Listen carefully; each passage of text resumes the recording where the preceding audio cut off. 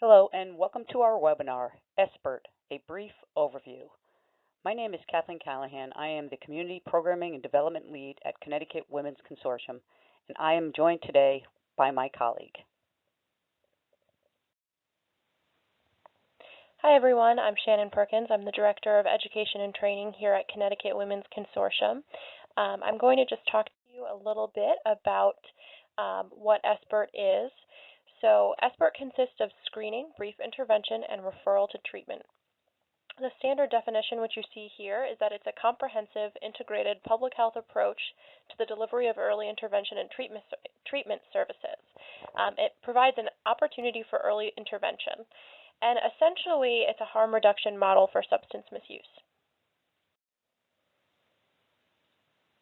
SBIRT can be used in a variety of different settings. Some of what you see here are just a couple of examples of where you'll see SBIRT used, but it can certainly be used in other facilities.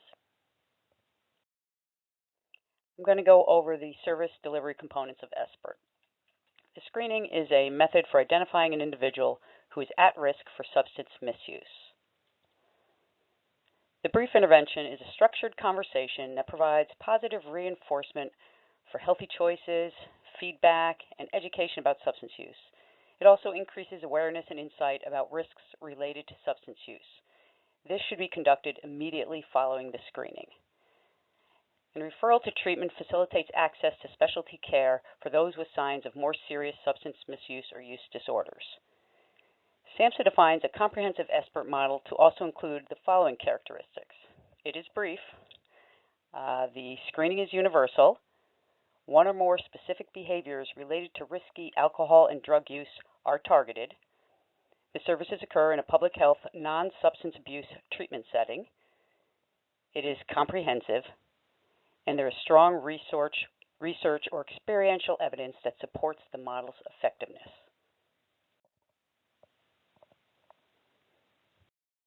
We just want to take a little bit of time to go over why SBIRT is important. So ultimately, substance misuse can lead to a variety of different problems, both individually and on a larger level.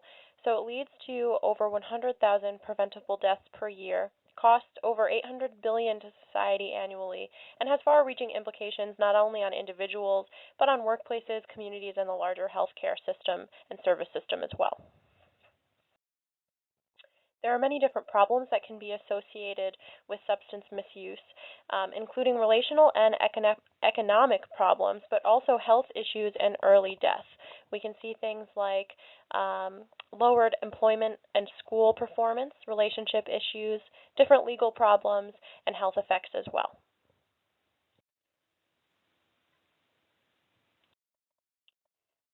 So, first we're starting with screening. Screening determines the severity and risk level of an individual's substance use. As we said before, it is universal. If we don't ask, we don't know. Screenings use a distinct, valid tool. Examples are the CAGE, NIAAA 3-question screen, Audit Assist, and then adolescents use the S2BI and the CRAFT. Today we'll be going over the CAGE, but give you resources to find the other screening tools. Screenings do not diagnose. They only screen in or out the possibility of a problem. They use minimal staff and patient time. They determine whether a brief intervention or a referral to treatment is necessary. They provide valid, self-reported information that can be used for feedback. And they often give an individual a chance to reflect on their own substance use. Surprisingly, this may be the first time that somebody actually thought about their use. But Kathleen, are people really honest? Is a self-report really valid? Yes, Shannon. Actually, it is valid. Research shows that you can get highly accurate information utilizing self-report questionnaires under the proper circumstances. It requires an interviewer to be non-threatening, empathetic, sensitive, objective, and professional. And the client to understand the rationale for questions and how they relate to the overall health status, that they understand the limits of confidentiality, and that they're not actively intoxicated. and also that the questionnaire is clear, concise, and evidence-based. Okay, the likelihood of a positive screen, and I'm looking at this graphic here, and it does say alcohol, but this this is based on alcohol use, but it's important to note that very few individuals are referred to treatment for other substances as well. So 70% of the people that you will screen will be abstainers or low-risk substance users. And that's when you'll provide positive reinforcement, which is protective and preventive. 25% are at risk, and the goal is to reduce use to below national at-risk levels and or to avoid substance use in potentially harmful situations. And for that 5% that may qualify as having a substance use disorder, they're referred to outside resources for further assessment, follow-up, and treatment as needed, and they are encouraged to reduce their use as they consider treatment options. So one of the tools in screening is the CAGE AID questionnaire. It is brief and it is effective. First question is, have you ever felt that you ought to cut down on your drinking or drug use? Have people annoyed you by criticizing your drinking or drug use? Have you ever felt bad or guilty about your drinking or drug use? And have you ever had a drink or use drugs first thing in the morning to steady your nerves or to get rid of a hangover? If you notice, there's where the CAGE acronym comes from: cut down, annoyed, guilty, eye opener. And the AID is adapted to include drug use.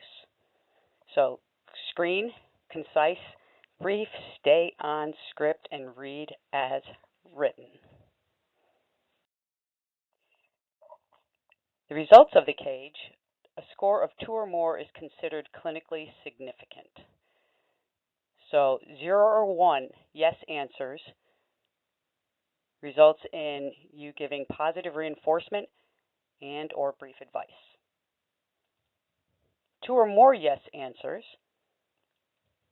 results in a brief intervention that may lead to a referral to treatment, as indicated by the brief intervention. And while the screening doesn't actually tie specifically to diagnosis, remember, we are not diagnosing, just showing you a little visual, so how it would land possibly. 0 or 1 yes answers, no substance use disorder.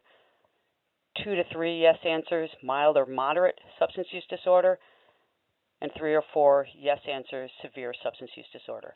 So this is mapping it to DSM-5, but again, this is not a clinical diagnosis.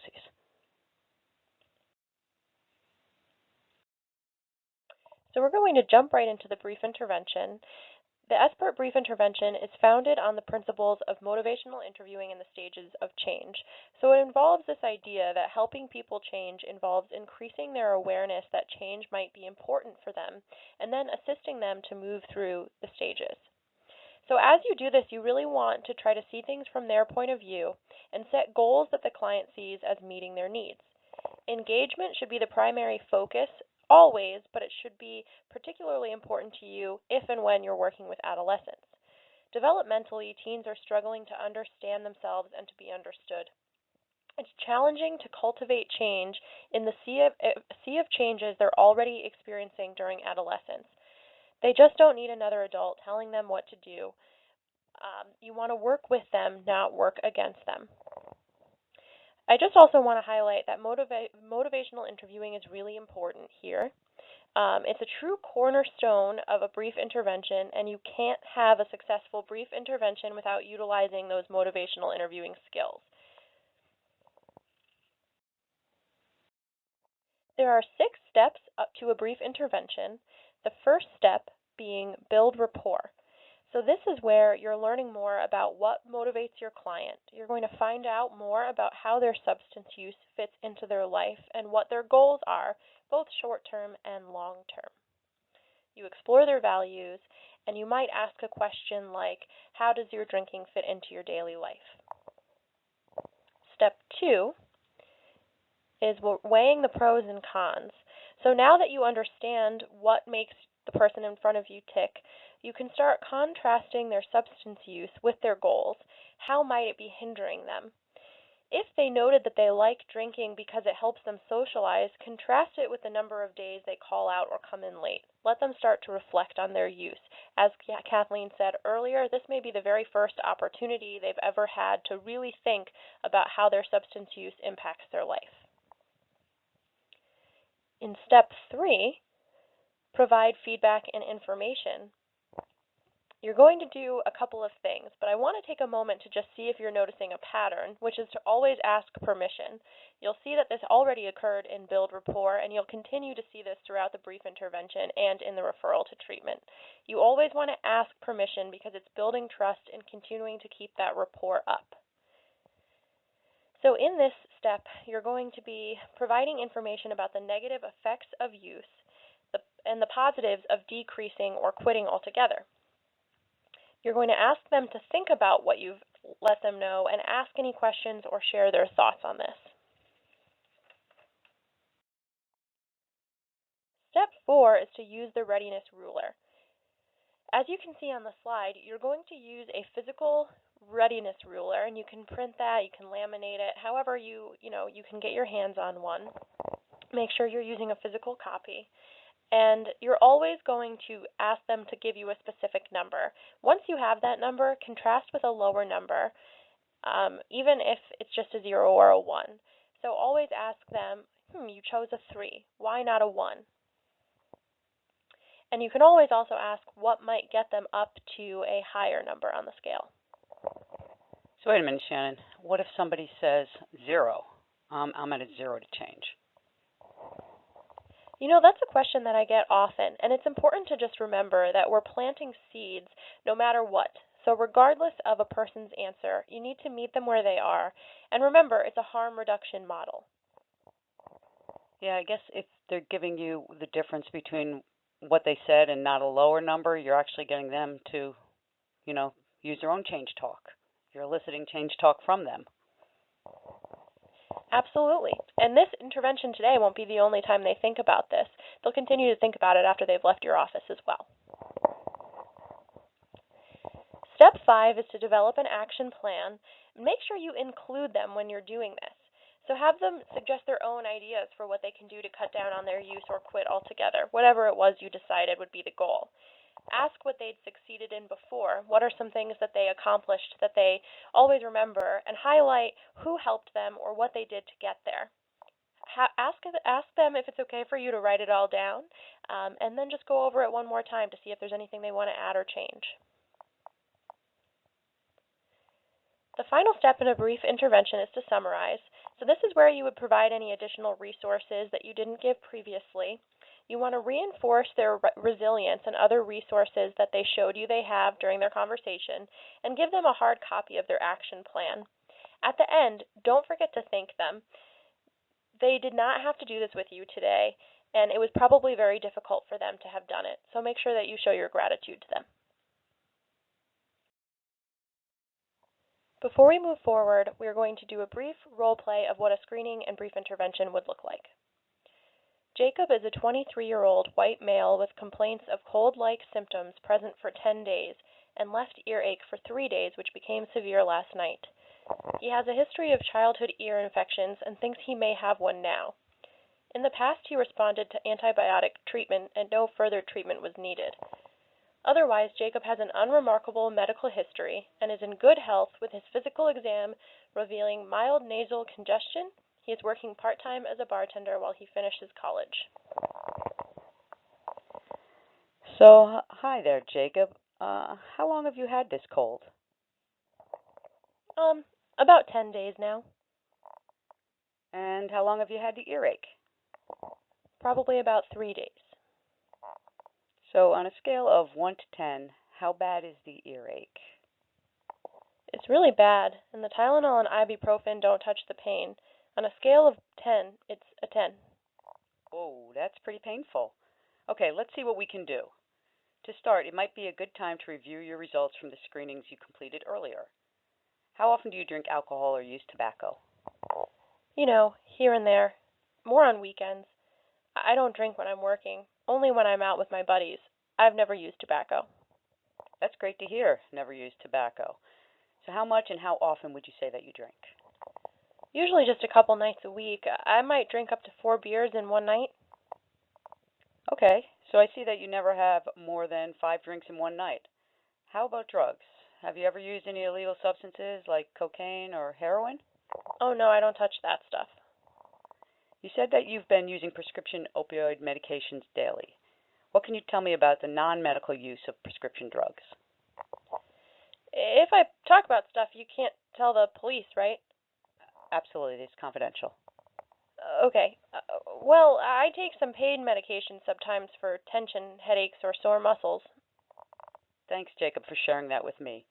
Uh, what do you take and how much? OxyContin, I don't know the dose. Who is prescribing it for you? Where do you get it, Jacob? I got some last year from a girlfriend who liked to take them for fun. Then we broke up, but I found some at home and took those.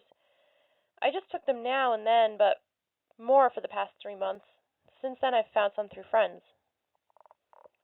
How often do you take the OxyContin? At some point, about 3 months ago, it got so I take them daily if I can.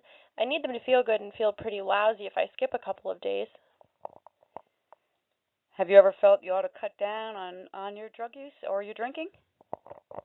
Sure, the OxyContin. I plan to quit after I get through exams. My drinking's not that bad. Have people annoyed you by criticizing your drinking or your drug use? My girlfriend's starting to bug me about it. It's really not that bad. I'm gonna quit after finals. Have you ever felt bad or guilty about your drinking or drug use? Not alcohol.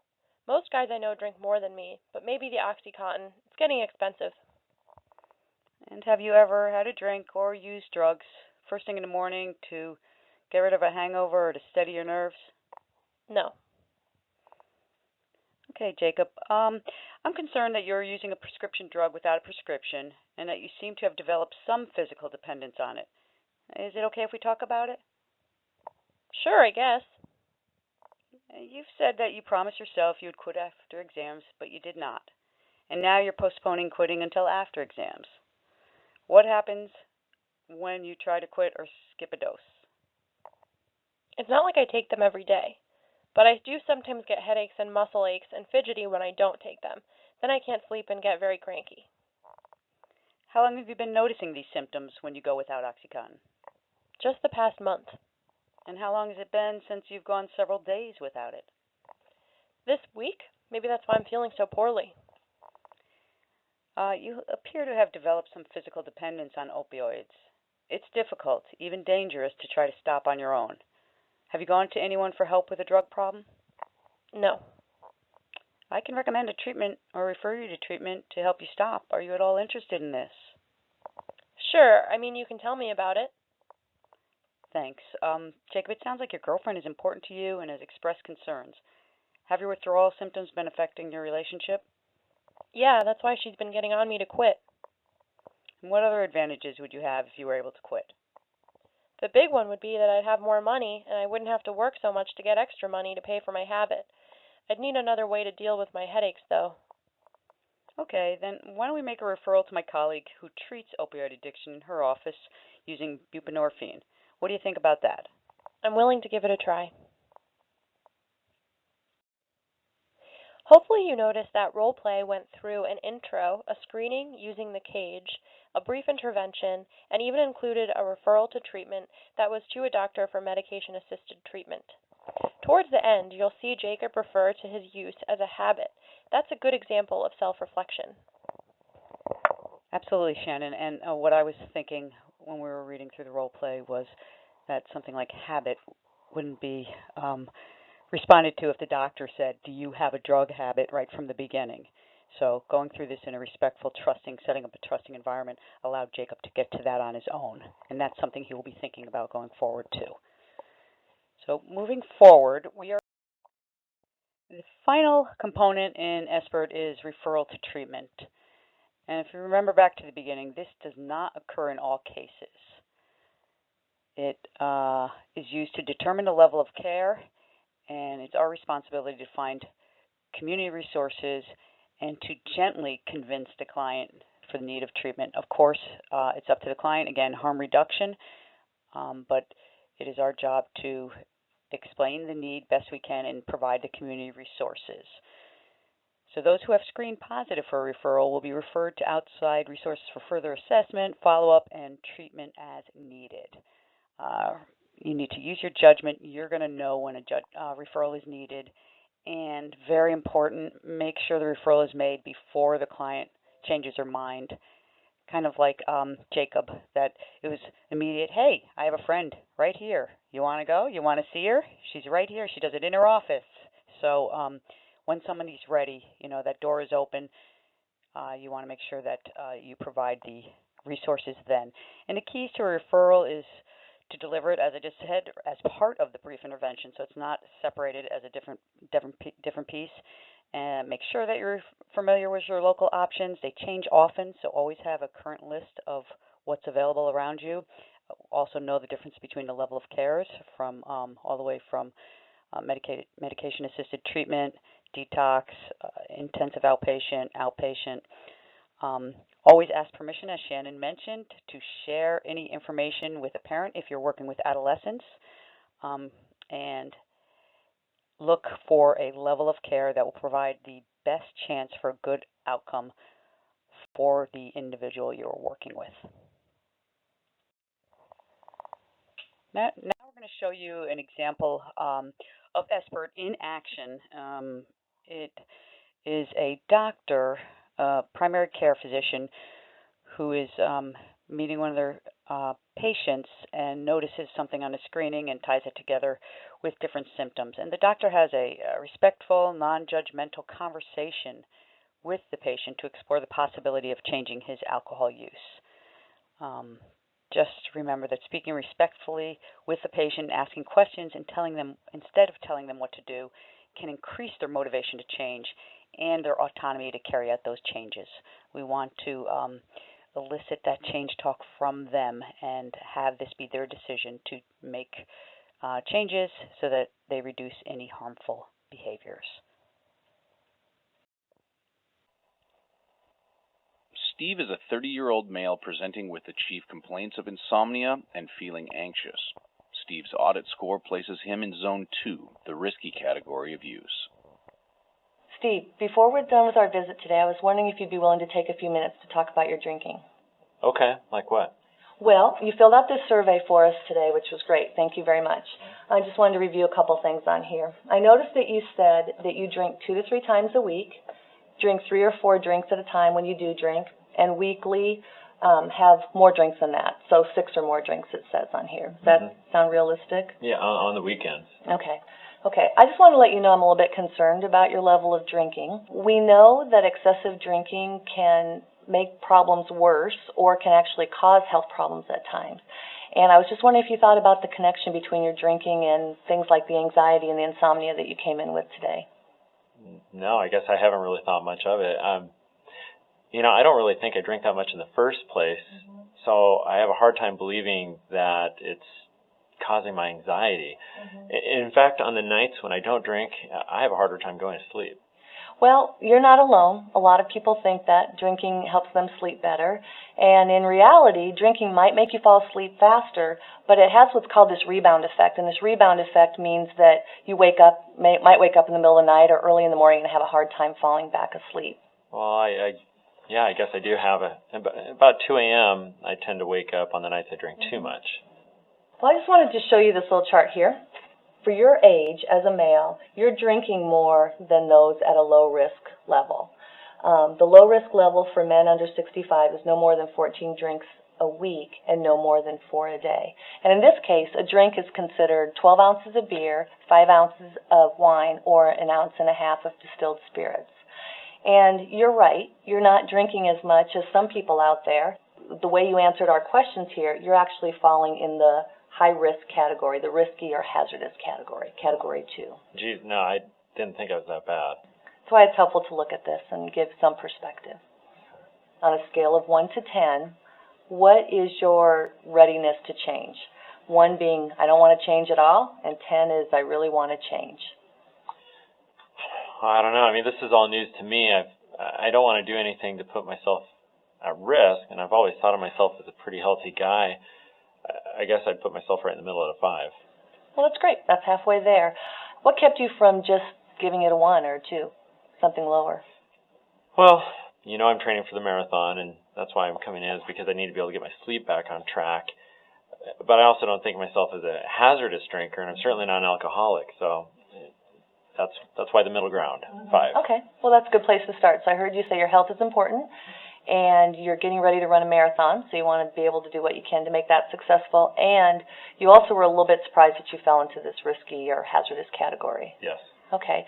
So based on all that information, what are you willing to think about doing to change right now? Well, I think the natural thing would be to cut back a little on my drinking. So what would that look like for you? Yeah, I guess drink no more than maybe 3 or 4 times a week, and on the weekends, which is when I would drink the most, cut back to no more than 5 or 6 beers. Okay. Okay. Well, sometimes when people are ready to make changes like this, it helps if they write down their goals. It gives them a chance to see them in black and white. If you were to look at this little form here and figure out where you want to go with your drinking, what would you put down as your goal? Doing the math, I guess, no more than 18 drinks a week. Okay. So that's an improvement. So you're headed in the right direction. I do want to let you know that with 18 drinks a week, you're still falling above this low-level risk category. And it would be my recommendation that at some point you would fall below into this 14 or less a week. But it's an improvement, and it's a great place to start, and I really commend you for your willingness to take a look at this and try to make some improvements. Thanks. So I'm hoping that in your appointment next month we can touch base on this and see how it's going. Sure. Okay, good.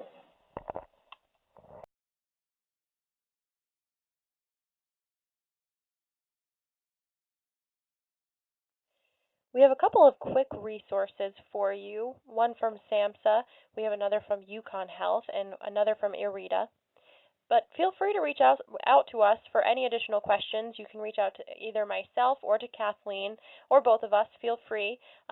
We thank you for spending a little bit of time with us on this webinar, and hope you're able to start using SBIRT soon.